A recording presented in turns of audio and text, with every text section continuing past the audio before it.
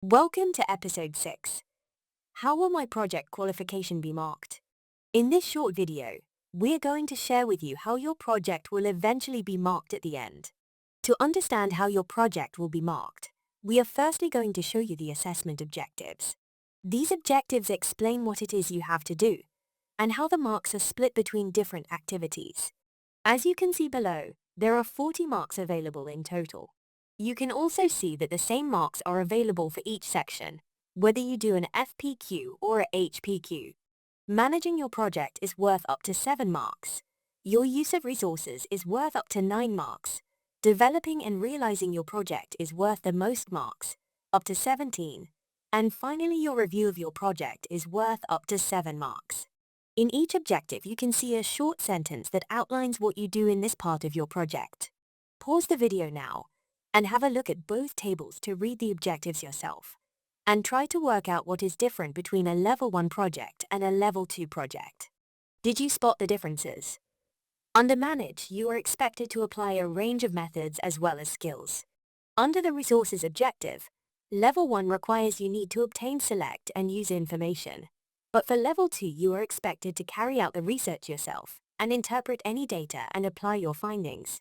For Develop and Realize, you need to select the right skill to use, and you need to show some level of problem solving in your project. Finally, for Review, there is a much greater expectation that you will be more evaluative and present your project evidence and outcomes more, including drawing together conclusions. Your teacher will mark your work. They will do this using marking grids and criteria like the one below, which shows a Level 1 marking grid looking at AO2, use resources. As you can see from the language, the teacher will be deciding which mark band, either 1 or 2, best reflects the work you have done.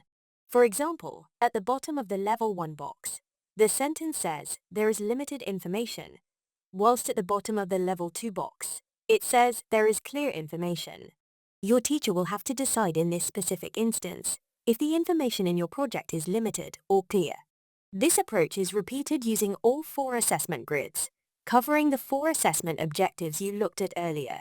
As you can imagine, this marking process is not easy, so your teacher will have access to 2 things to help them. The first is support that looks like this on the right, which provides questions a teacher can ask of your work to help them make a judgment. The second is looking at examples of other projects that have been completed before and have been marked. These are called exemplars, and your teacher can look at these and compare the marking of these to their own marking to help them decide if your work meets Band 1 or Band 2 for each of the assessment grids. If you would like to see some exemplar projects completed by other students, follow the QR code on the screen now.